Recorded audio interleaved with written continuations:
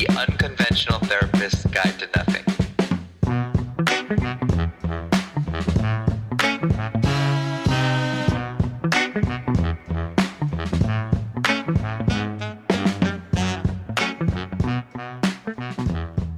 Hey, everybody. We are the Unconventional Therapists. I am Dave. I'm here with Greg. We're having a great time already, and we haven't even started. How is everybody doing? And least importantly, Greg, how are you doing?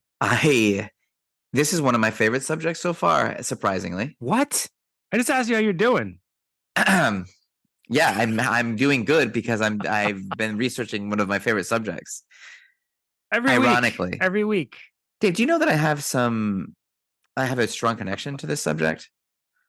All right, Dave, fine. Wait, how was your day, Dave? How was your week? Get into any of that. My week was all right, but this was a big damper right now. I'm sorry. That you can't answer a question. I can't. I just, you know how it is. We've been talking. We're done talking. We're done talking. And now it's time to dive in and talk more. Absolutely. So, Greg, since you're very, very excited to tell everybody about this, why don't you go ahead and give them your intro? All right. So I'm going to obviously do this in a roundabout way, as I do. And I'd like to talk about it in terms of homelessness being a huge problem, obviously, in this country, in our state, Rhode Island. It's always in the news. But what if there were a race of people who have been perpetually without a home for centuries?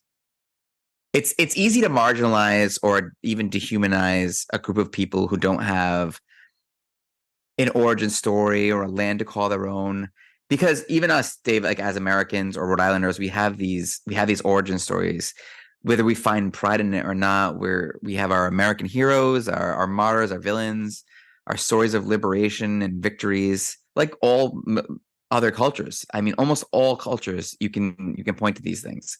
But when you have none of these things as a people and aren't tied to anything or any place, you can be misunderstood, which usually translates to dangerous and mysterious. And maybe some of that is true, but why do they have to be this way? And I think a lot of it has to do with survival. So when you've got nothing, you got nothing to lose. This week, Dave, we're talking about gypsies. And I'm not even sure I can say that. Is that a slur? I know. Holy crap, that took forever. I'm sorry. What? I'm sorry. That was the longest intro. I'm proud of it. And I was that 12 minutes? What did you want me to say? You want me to say, hey, today we're talking about crystal balls, accordions, and curses? No, that's rude. That would not be okay. All right. So when you think of when I mention gypsies to you, like what comes to your mind? Like what's your understanding of this before anything? That's a great question, because I don't even know that I had ever really thought about it. I think that the Romani people or the Roma, or I guess can we use the word gypsies, shows up in a lot of the things you like. So, yeah, and just so everyone understands why you're correcting yourself, at this point in time in our society or their society, gypsy is considered to be a slur against that culture, and they are commonly now referred to as Roma or the Romani. Romani people, right? Yes. People of Roma or Romani people. Is that how you would say it? Yes, the Romani. You almost say it like the Romani. Almost, exactly. No? Well, wait, is that not? Well, I don't know about that. This felt right to say it that way. That wasn't imitating anybody. That's been said. It's like maybe like an Italian person calling. That was Italian. Calling to a Romani person. Yeah. That was my 35 to 40% Italian side that just said that. Sounded kind of like Pinocchio, but I liked it. It's me, Pinocchio. Well, that's wrong too. That's okay. Mario, isn't it? Yeah. So, all right, let's talk a little bit about Pinocchio Romani. No, but you could say that there are. You know what? It's interesting that you say that, because there are representations of Romani people in that story. In Pinocchio. All right. Yes, like the fox. I'm thinking of the cartoon, but the fox that tricks him. Ooh.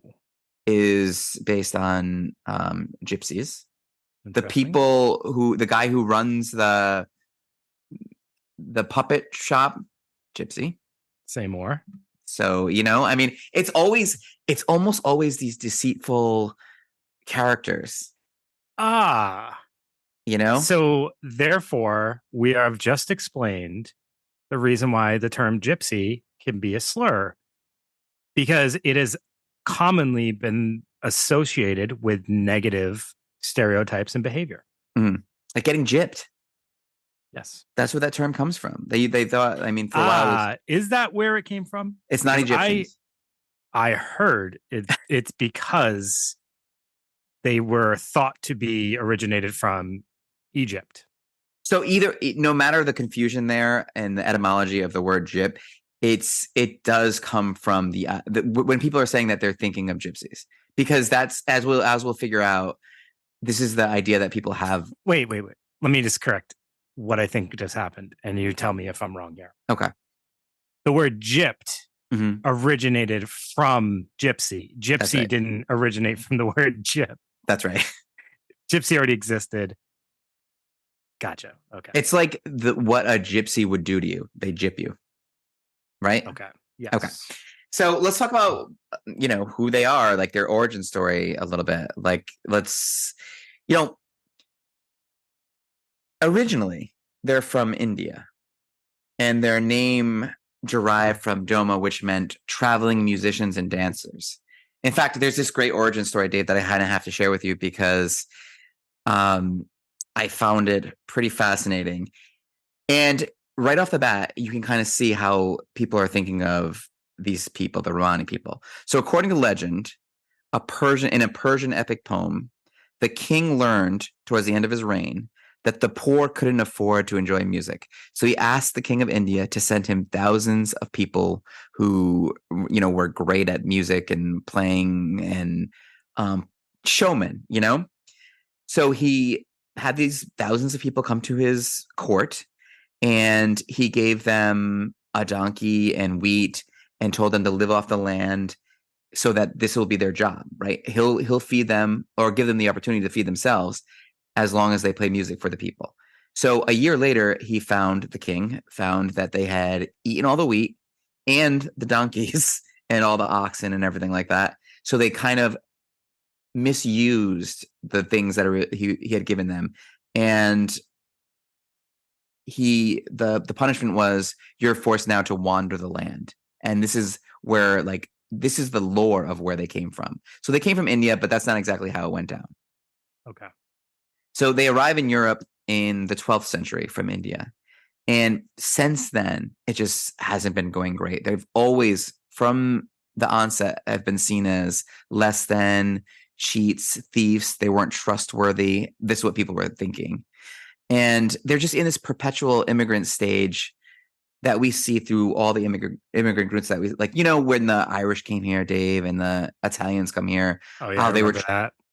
Yeah, you remember, right? Yeah. And how they were treated so awfully for a while, but then over time they sort of assimilate and find their place. And the Romani people, for whatever reason, have really never been able to do that.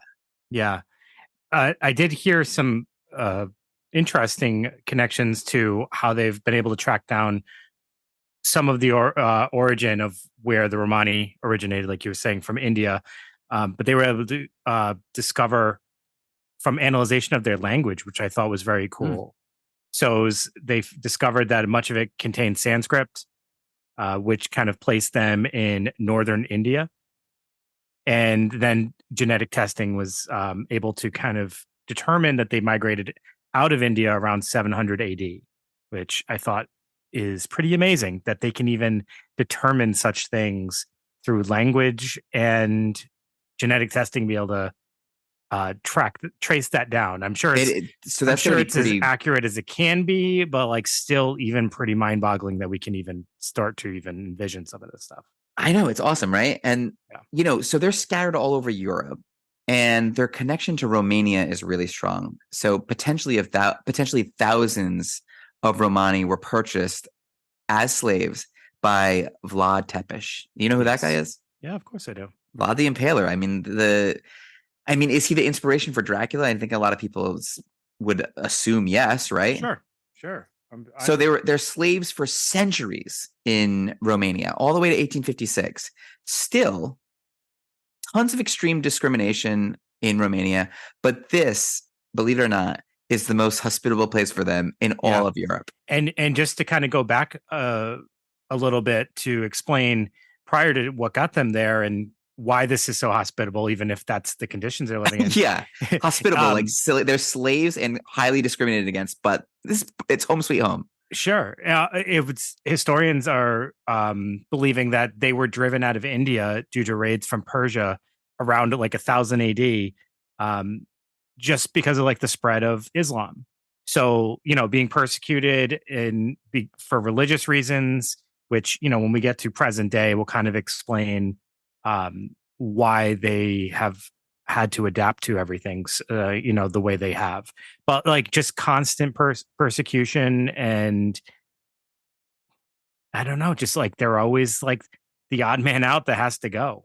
Always. Like I mean, it's not funny, but if you look at through history, they were expelled from Germany in 1416, Lucerne in 1471, Milan in 1493, France in 1504, Catalonia in 1512, Sweden in 1525, England in 1530, Denmark in 1536, and Portugal in 1538.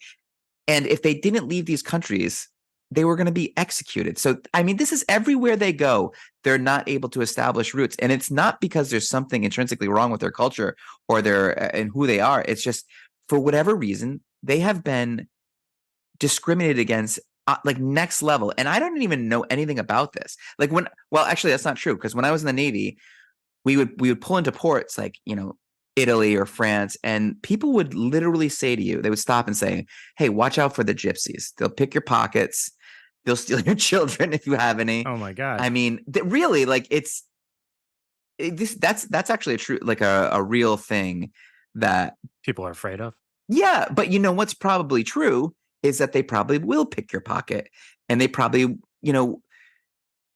in cases have sold children to use for, forced child labor or maybe to train how to pick pockets or make they have to survive, Dave. So they're getting kicked out of everywhere. They're obviously very discriminated against. It's impossible for them to get jobs. So how else are they going to survive besides like being a little deceitful and thieves and whatever? Yeah.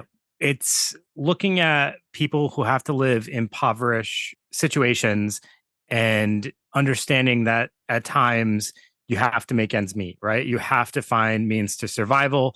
And sometimes that will mean behavior that others might look at as like not socially acceptable, immoral, however you want to look at it. But the alternative is you don't survive. No, I know. It's so like we see that in our like, in inner cities sometimes where for sure we discriminate against people who do what they have to do to survive. Or even like I remember being young and like I just got out of the Navy. My credit wasn't great. And I went and talked to like a financial advisor because I wanted to figure it all out. And they were like, "Oh yeah, just pay just get a loan and pay all your bills." But I can't get a loan because I have bad credit. But to fix the bad credit, I need money. It just seems like we do like the impoverished are always, put in this catch-22 situation. And Greg, this is something that just dawned on me. And I know that I have to sell this idea to you at times, but like, this is literally what we're talking about. We're talking about like generational trauma. We're talking about conditions that because of how our parents lived or how their parents lived, like certain behaviors, certain like mindsets get passed down, and we can't deny that that's a thing. And also just because of I feel like one of the things that has led to them being expelled from all these different countries is the fact that they were expelled from the countries before that. So it's like they're just become an easier target, right? They're already kind of like I'm saying weakened community based on the fact that like you just went through something really stressful, really like devastating. You have to like pick up and leave because you're being persecuted, you're being expelled. You're already kind of vulnerable, so you become very easy for somebody else to target next, right? And it just continues to snowball for them, and they never really recover. No, because how do you become a strong society? You have to be in the same place for a little while, right? I mean, you have to be able to establish some roots. And it's making sense what you're saying too. It's that idea that, say we're all playing the game of life, like literally the board game. You get everyone gets a certain amount of money, whatever it is, and then there's that one person who you don't give $1 to and say, "Good luck. Like I hope you roll well." That's what it's like for them. Yeah. Like, is it possible to have some success as when you're this highly persecuted? Maybe, but you're gonna have to do some shady things to get there. And Greg, the reason why I said I probably would have to sell that idea to you is because we've had the conversation before about, can some people just have a harder go at life based on certain attributes of who they are? And we've talked about that with different race, culture, or whatever. This is a great example of that. Great example. Some people it would be harder for them to get a job because they are Romani, right? Well, see, because I know, and it's their culture and their ethnicity and their community, they would not get hired at certain jobs. In Europe, they just wouldn't. Yes, yeah. So in America, obviously, it's a little different. Actually, like they're pretty. The majority of Romani are here in America now because they feel the most accepted here. But in Europe, honestly, good luck. It's just not happening to the point where they're so discriminated and under the radar that I'm going to mention something right now that I hadn't even heard of, and it's the Romani Holocaust. And it's taking place at the exact same time as the Jewish Holocaust. Right? The word is porjamos, and it means the devouring. That's what they called it. But the Germans, in the same way they thought of the Jews, decided ethnic cleansing and genocide was the best solution for the, quote, gypsy problem. The problem is the rest of Europe didn't have any problem with that at all. This is the one thing that they were like, yeah, it seems what are you going to do, right? They all kind of agreed that this wasn't evil. What they were doing to the Jews was completely evil. But what they were doing to the Romani people was the same exact thing, but no one seemed to care. Why? It's honestly, it's mind-boggling. It's mind-boggling. So the estimation was 1.5 of the 2 million Roma in Europe were killed. Yeah. So that's more than half the population in Europe that were killed. There was a gypsy concentration camp at Auschwitz. How in all these famous like Holocaust narratives that we love, talking about Frankel or Edith Eger or Knight, they don't mention one thing about the Romani people. How does that slip through the cracks? Yeah. I don't know. I guess, the concept of race was pushed as the idea that all races have separate biological origins, which, obviously we know in reality we're all variations of the same species. But how that isn't obvious in the 20th century is, I just can't get my head around. Can I tell you a stereotype that I had in my head of what a Romani person would look like based on like movies and stuff like that? When you asked me earlier, I didn't think of this. I just thought of it. I have one too, but yeah, go ahead. I never really associated Gypsies or Romani people with darker skin. Like I actually never associated them with having like roots in India. And yet, me neither. Not India. I was always thinking like Eastern Europe.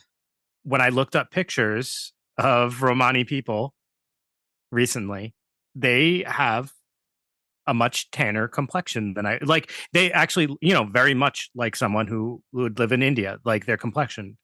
That was shocking to me. I was like, and then I realized I was like, well, my depictions of what I had thought of a Romani person were all based in movies. And typically I felt like they were played by like white actors. So I would think of like flowing dresses for the women, long hair, earrings for the guys. Lots of like blues and purples. I feel like in their clothes, but like always crystal balls and like something mystical about them, which we'll get into, which I think is really cool. Yeah. I had such a different mindset about what they would have looked like, maybe ethnicity wise, rather than the reality. And this was actually kind of eye opening to me and made me feel very ignorant, which is fine because I am in certain areas. There's definitely things that I don't know. And this was, of course, that's why it's a guide to nothing. People forget that. I think that for me, shots fired. Yeah. So, I mean, here's where I was ignorant. I know like the Romani people, I always, they're nomadic people. They are traveling people, right? But I always thought that was by choice. Like they wanted to be on their own. They wanted to be secluded. They wanted to travel in these, like, I didn't know they were getting removed from place to place to place to place, kicked out, over and over and over again. I didn't know it was like that, which makes it a much sadder story. Oh, for sure. Their history is shrouded with sadness and injustice, I guess. Well, let's talk about the family structure and their culture a little bit, because we can see like what this has done to them. Not the being forced to uproot over and over again kind of makes you keep this antiquated idea of, culture. Like there's a high value on family, which is important. I also think, just really quick before you get into this, it is important for us to kind of recognize that, like, our view of this, like, we're kind of looking historically at the Romani people, and if there's variations of how that looks today, which wouldn't shock me, because so much of society today looks different than it looked 30, 40, 50, 100 years ago. That could be the case. So you might, if anybody knows somebody who is a Romani and they don't follow the exact like family structure we're saying here, that just could be a deviation from what the historical norm was. Right. And the thing is, I think that probably, since the Romani people are scattered, all over the world, this probably varies from place to place too. Because and that's a big thing with them, is they're very there's a bunch of like subpopulations of them, and they are all culturally different. Right. And because they're picking up all the things from other cultures, right? They're picking up what's useful and what's cool and, from other cultures. But they do have this high value, family is very important to them because they have to stick together. Right. For whatever reason, virginity is essential in unmarried women. And when a woman joins the husband's family, because that's how it works, when they get married, the woman is now part of the husband's family. Her role is to tend to his needs and the children's needs. And that's kind of... So arranged marriages still exist within the absolutely. Romani. Which, you can see that. This could be... That's got to be taken from, Indian culture, right?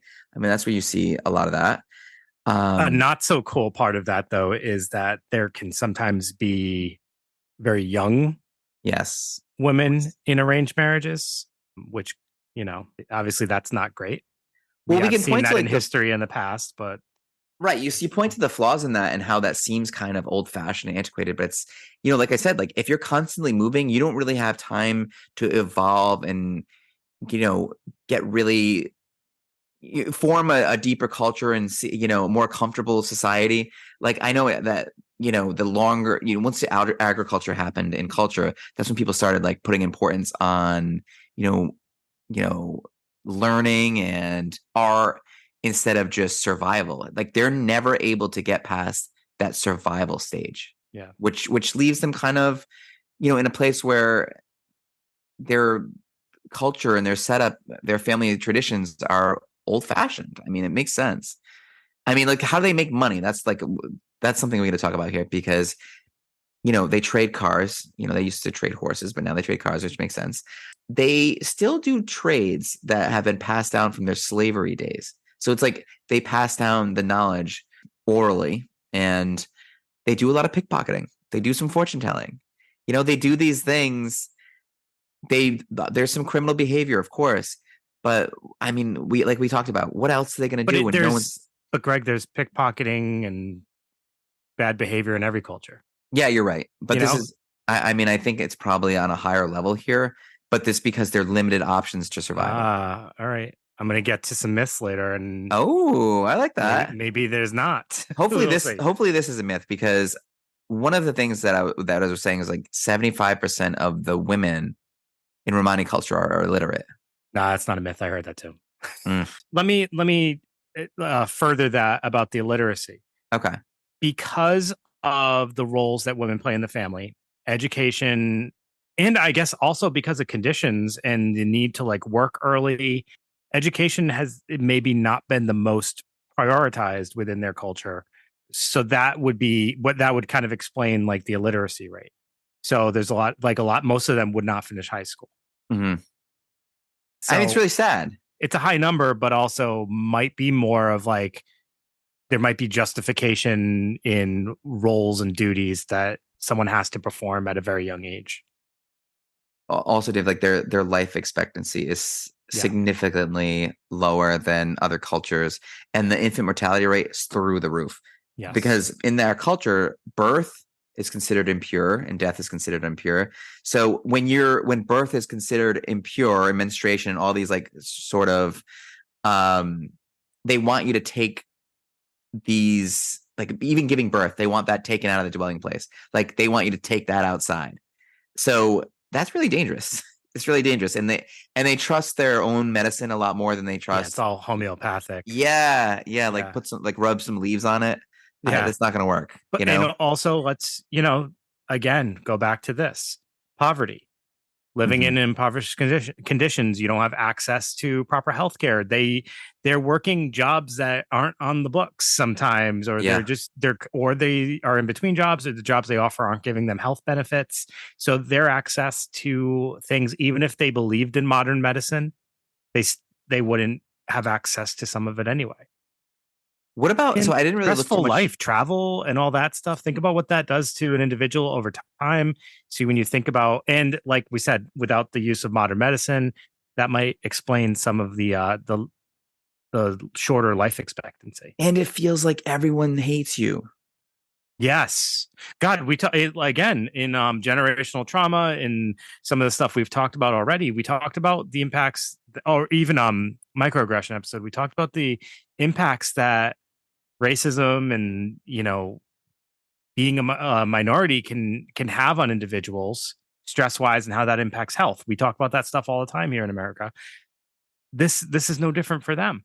And they're probably watching all of this modern, wokeness, and how people are very, open to the idea of everyone's the equality. And then it's like still almost feels like, but no one mentions the Romani people at all still. They must still feel very, they're like, come on, left out. Yeah. Yeah. I mean, what about their spirituality, Dave? But you know what?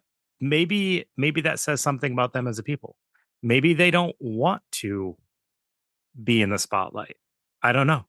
Maybe. I think there's something really fascinating about them. And, when we get towards the end of this, I want to bring some of that stuff up. I think when I think of them, I really do think of like mysticism, and that's why, like, what do you know about their like spirituality, like religion wise? Do you have anything on that? Yeah. So, I mean, from what I understand, it's kind of what we're talking about. They assimilate to the cultures that they're within, and they often will take on or adopt the religion that's dominant to wherever country they are. However, like the common thing is being like monotheistic. So kind of just believing in good and evil in One any God. kind of sense. Yeah.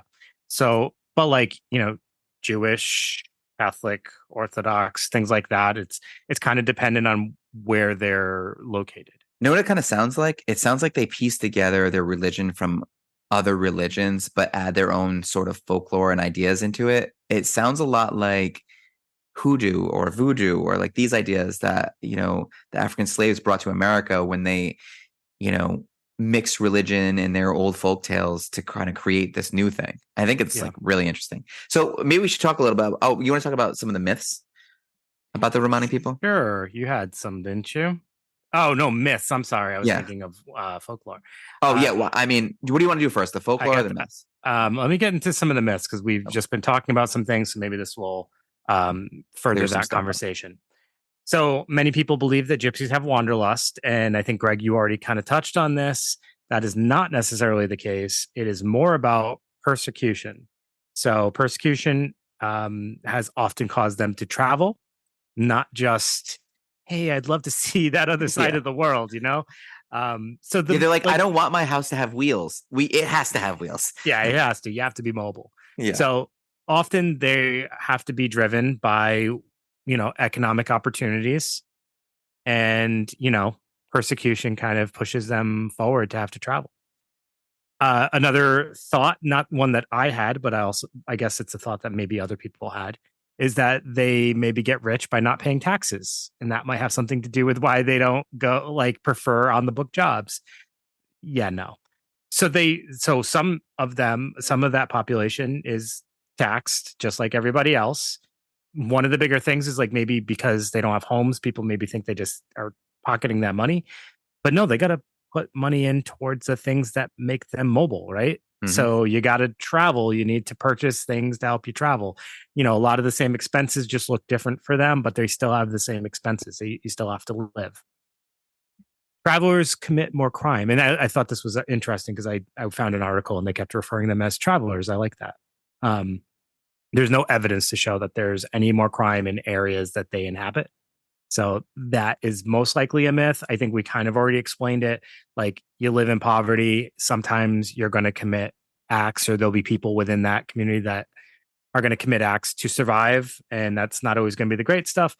It definitely can impact decision making, I think. Maybe it's unsettling to people that, when they talk about making deals with them, it's always a deceitful thing. But maybe it's unsettling that they can make a deal and then disappear overnight. Well, yeah, that probably would be probably, oh man, that guy stole my money and I'm never going to see him again. Yeah. He is across the globe.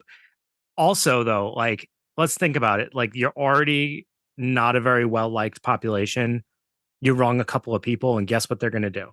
They're going to slander you across, the whole community now. And enough time that happens to enough different people within that community, you're going to get tagged with like the label. And I'm sure there's been plenty of reasons that justify some of that stereotype, but also that doesn't mean that everybody is bad. Everybody's going to do wrong. Another thing is like that they are dirty or that they leave pollution behind.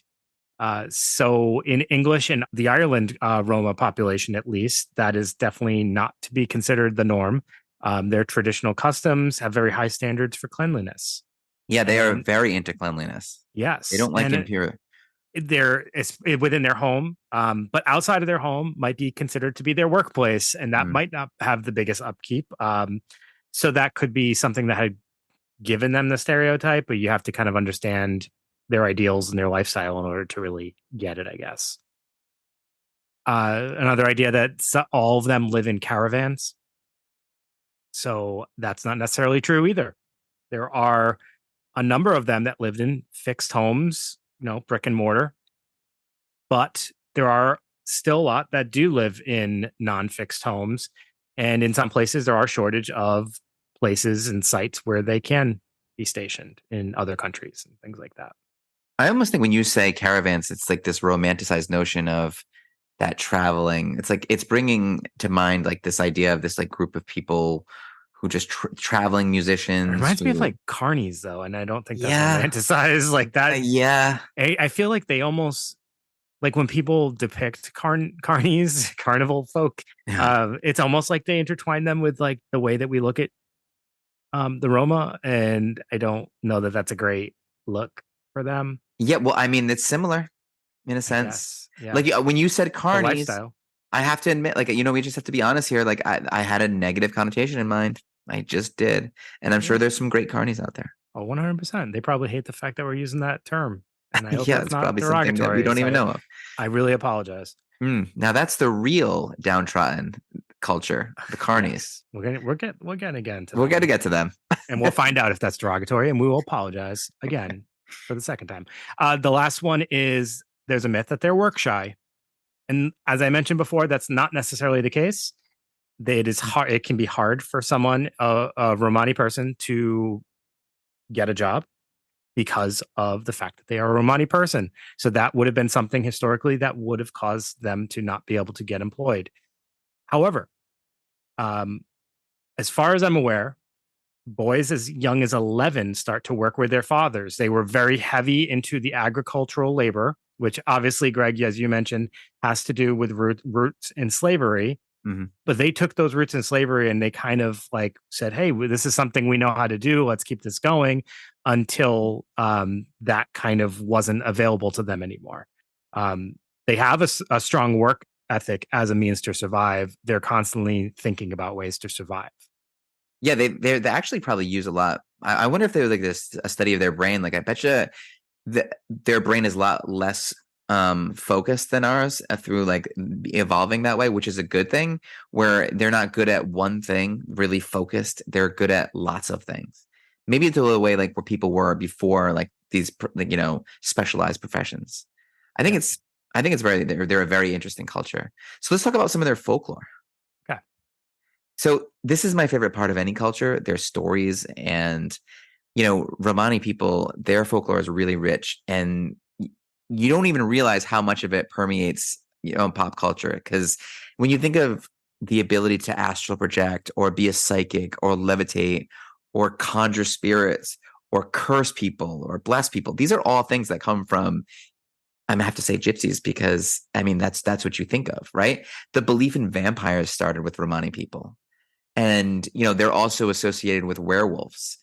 That's not what, like, werewolves didn't start with Romani people, but they have that association. Like, that movie Wolfman, like she goes to they go to the gypsy for advice. Like, what do I do? Like, they have this carnal knowledge of the world that the rest of us don't. Like, somehow they're on the fringes of society, and they have, like, they're tapped into this a little bit more than us. So, the themes in their folklore are always, cults and curses and crystal balls and fortune telling, incantations, tarot cards, and like I said, vampires and werewolves. Like, how cool must these stories be? Like the stories they tell each other, right? Yeah. So they take all the coolest parts of European culture and they use them to benefit themselves against the people oppressing them. I mean, and again, that, like I said before, that it does remind me of the African slaves, like, being so resourceful to take, like, pieces of the new culture to sort of protect them from the new culture. Sure. It's very interesting. Absolutely. I mean, yeah. no, Yeah, I mean, what do you think about that, Dave? Like, when I'm going through all those things, you're thinking like, oh yeah, like crystal balls and curses and fortune telling. This is all stuff that's making you think of, the old woman in like I don't know, the wrap on her head, right? That's what I'm thinking. It's what I'm thinking, but then I also realize that is also what we get to, like, it's unfortunate because that becomes what we almost envision them all to look like. That's true. So it's like I appreciate folklore. I'm a big fan of it. I love different cultures' folklores, but like, if I think about a culture, like, I don't look at every Irish person and assume they're going to look like a leprechaun. That's true.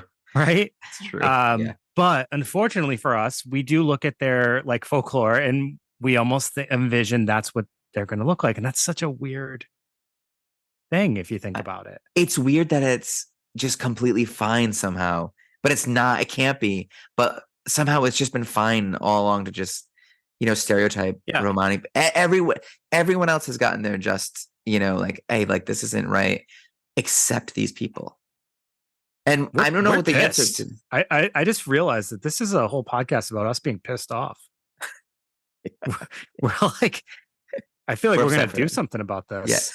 Do you know I have a tattoo of a gypsy? A Romani person, now I know. Whoa. You just realized it right now? Right here. And there's a crystal ball and a werewolf behind her. No, there's not. But I will say, I mean, my family is from Hungary, and the story was that my grandfather used to hang out with gypsies because that's like, because he was wild. You know what I mean? Yeah. Like, that was like the story, right? I mean, it's just such a cool thing. Let's talk about this. Wait. We're not Go moving ahead. on yet. We're not moving on yet. Go ahead. So he would hang out and do what? I don't know. Tell people's fortunes. I don't know. I don't know what he would do. So when you were made aware of this, were you told stories that were very, like, stereotypical Roma? Yeah. So just think of it like this. The connotation was he hung out with this certain culture, which made him, in a sense, doing something wrong. He was bad. Yeah, he was bad. Just for hanging out with these people. You can't say that, like, about anybody else. Yeah. And just, like, laugh, Yeah. Yeah. Remember that time in your life when you went off the deep end? Yeah. But I don't know. And I would love to, like, get an understanding of how they feel about all this. Are you suggesting what I think you're suggesting? Oh man, we've got to get a Romani person. We have to. That would be so awesome. Wait, so if anybody knows, get them on the podcast. Yes, exactly. Not let's to like have get them. Exactly. We're all set with that. Let's talk about them in pop culture because they're everywhere in pop culture. Yeah, quite a bit. Yeah. So what do you got? What are you thinking? The main thing whenever you ask me about pop culture references, I blank. I literally blank every time. I did have one, and Okay. I see you have it on your list that you made as well. The sequel to The Shining, Doctor Sleep, the movie version. I didn't read the book. I will admit that. The movie version, there is a traveling camp of people, very stereotypical gypsy looking people. So Yep. I associated them with they must be Romani or supposed to be Romani. They're white. But they had powers and they were bad. They were white. They were white. And the woman was in charge, which, And she wore a dumb hat, yeah. which some people thought was cool, but I was like, that hat looks dumb. Well, I think I'm reminding me of like the original hipsters, though. They would just like take like whatever and like wear it Yeah. This and make it look cool. Tie some like, Some people like that hat, so I'm going to get backlash for that, but I thought it looked dumb. I thought the hat was kind of cool too. I knew you would. Yeah, I did. I think of the Hunchback of Notre Dame. That's one of the first. Esmeralda. Oh. And who was actually, she wasn't born Romani. She was stolen as a child, which kind of perpetuates these stereotypes. And you know what's interesting about that being, this depiction of gypsies being that way in the Disney movie? They'll take back everything else, but they will never touch this. That'll just be fine. Sure. Because it's the Romani, right? Sure. You know what? I guarantee you there's more depictions of Romani people in Disney, because I actually feel like I can almost envision another depiction, but I have a feeling there's more. And like you mentioned, maybe in Pinocchio. I bet if we did some research. Oh, yeah, absolutely. Drag Me to Hell. You've got to know that movie. Of course. I think she's a witch. Yes. Yeah. Because she's able to curse. That's a through line, right? The Alchemist, there's a gypsy in that. Yeah. And the Wolfman, early on, there's a Romani woman. Source of wisdom, though, in both the Alchemist and the Wolfman and Dr. Sleep. But they're wretched looking too, which is funny. So like wise, they play that role of like the wise old person that's like hard to look at, but knows something, but you don't want to trust them because they're so hard to look at. It's almost like if you're asking them for something, you're almost getting the Faustian bargain, like the devil's bargain. Yeah. You feel like you can't trust them. So that's why they, in those films, like they almost deviate away from what they say, or they don't take it too seriously because they look like they're untrustable. That's exactly the plot of the Stephen King book Thinner, where he makes he's this huge chunky lawyer guy and he wants to lose weight. And so he makes the deal with the gypsy fortune teller, and he gets so thin that he eventually just passes away. So it is this thing. You got what you want, but you don't. Yeah. Did you really want it? I think I have one. Do you? There's a character, but he's not a real character, but he's still a character in the movie Big. Oh yeah. Zoltar? Yeah. Isn't he a Romani person? Gotta be. Those fortune telling machines. Mm-hmm. Yeah, right?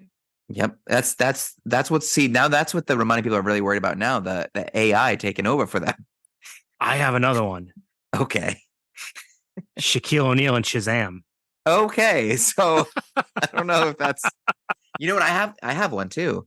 Brad Pitt in Snatch. Did you ever see that movie? Yeah. They're pikeys. Okay. That's got to be. I don't know if. So you're saying it's like a variation of it? Yeah. Have you ever seen the movie Chocolat? I haven't. Johnny Depp's the Romani in that. I'd appreciate it if you never pronounce it that way again. Sexy. That's how they want you to pronounce it. Chocolat. If you say so. All right. What do we got for final thoughts on this? What are we thinking about here? So much. So many thoughts. I know. I have a lot of thoughts too. It's hard to make my thoughts final. There's so many thoughts. Well, there's one thing that's really going to point out, and that people in Europe still to this day have no problem. So I watched a couple of documentaries, and they just go up to people just on the street in Europe, and they have no problem at all being blatantly racist against Romani people. They're not subtle about it. It's not like this, in America, sometimes there's like implicit bias or like there's like subtle racism, which is like really nasty as well. But this is like, they're like, no, stay away from the gypsies. They're awful. They're child stealing, pickpocketing, shady.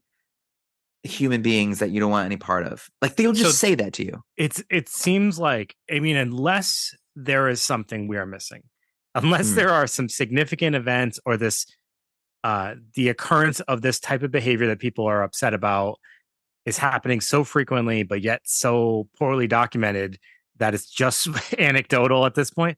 Unless that's the case, this is a case of just generation to generation shit talking I know. about a population of people.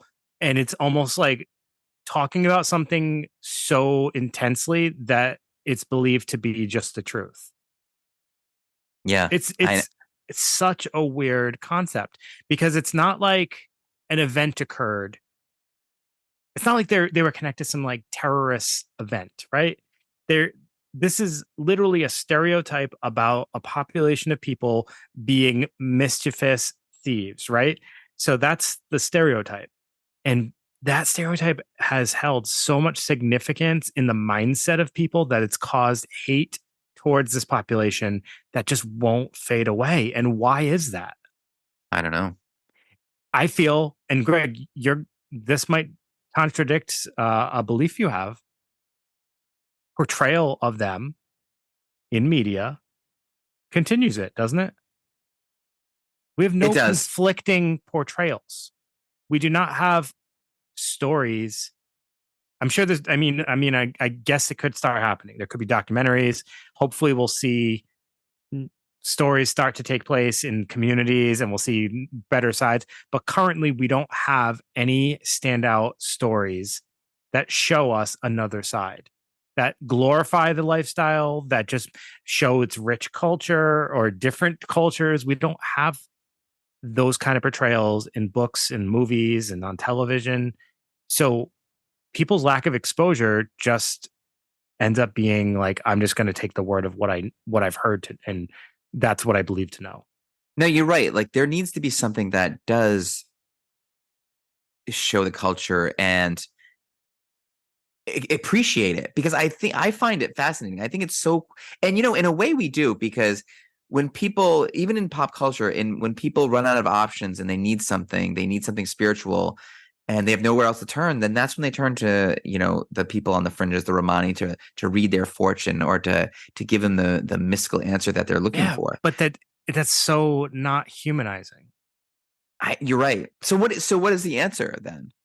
To assimilation, showing the families, like we need to expose people to what family, like they have the first thing you said when you described them as a people is they are super tight knit, family oriented people. And we love to see stories like that. We love to see cultures that are very family oriented, and just like that really stick together. We love that. I would love. There's so much that's ripe for story here.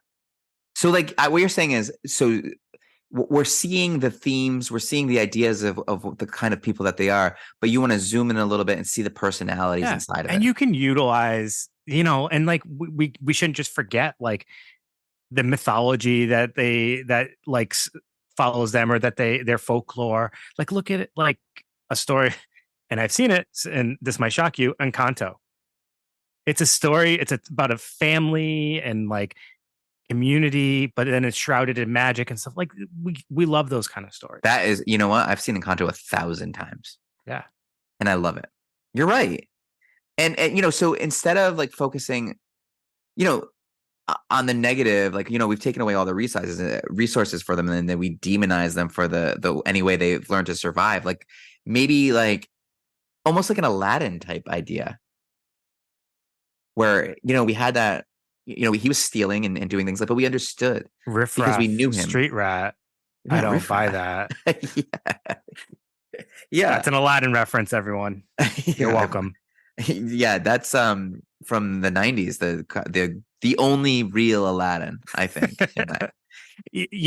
So yeah, that seems to be the thing that could help repair our view of this, is to actually showcase their life and like their culture in a way that like So like currently their representation, like what you mentioned, like they get included in a story as like this mythical thing. Yeah.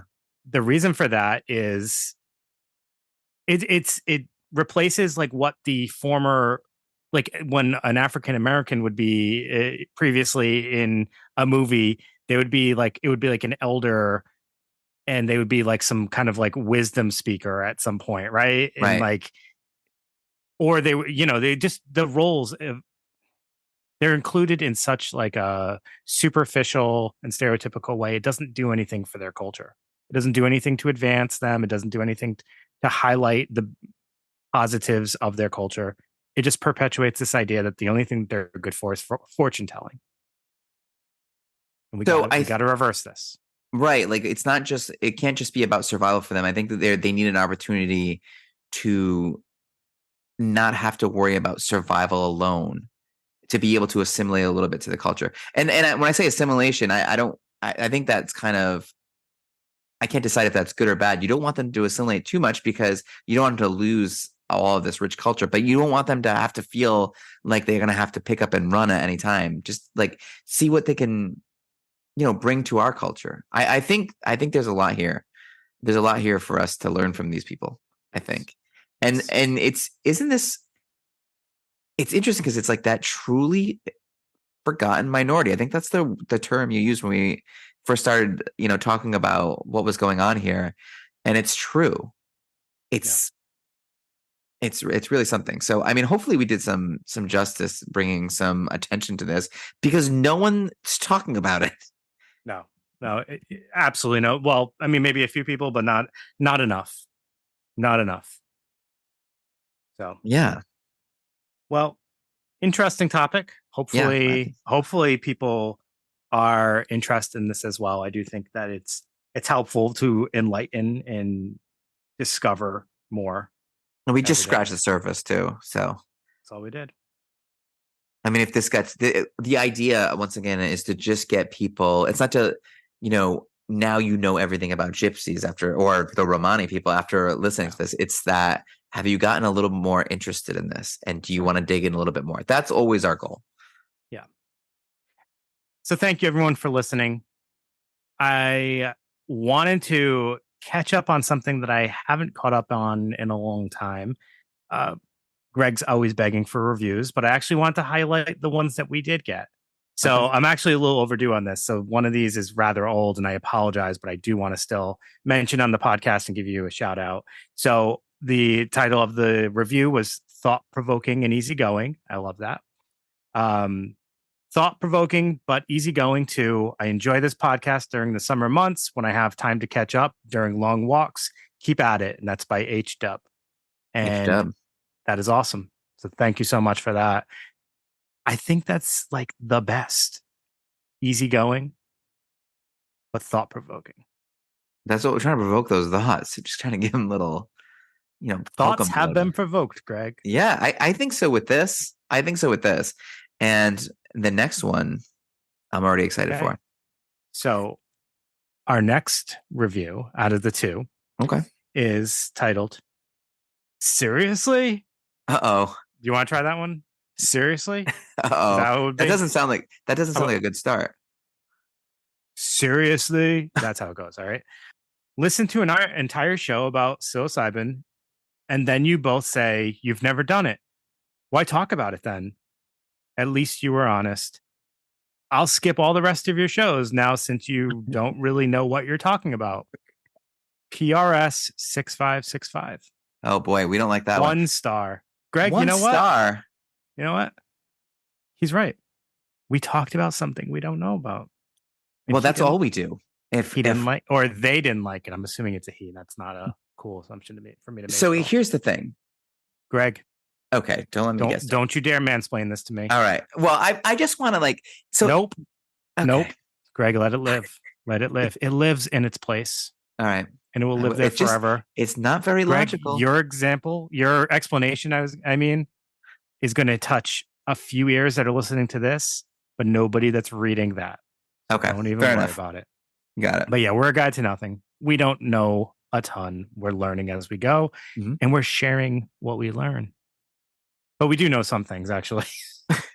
And I did do mushrooms once. Yeah. So what? Yeah. Yeah. And to talk about the Romani people, I guess you have to be Romani, or to talk about to prescribe any medicine, I guess a doctor would have to try every single pill before he prescribes it, according to that logic. But Yeah. I mean, you're right. I'll leave it alone. All right, we got that out. Okay.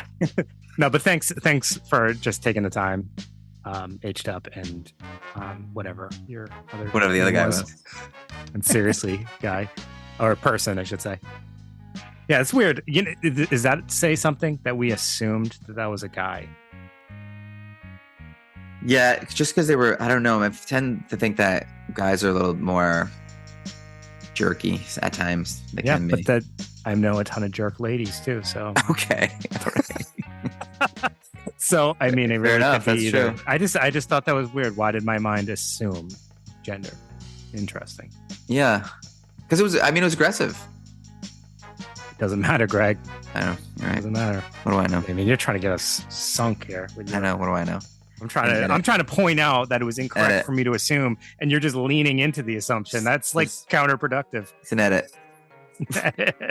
Yeah, right. All right, everybody. Thank you so much for listening. We'll be back next week. We really hope you enjoyed this. We hope that it enlightened and brightened your day. Mhm. So have a great day. Have a great night. Have a nice siesta. Talk to you mañana. That's right. Good job.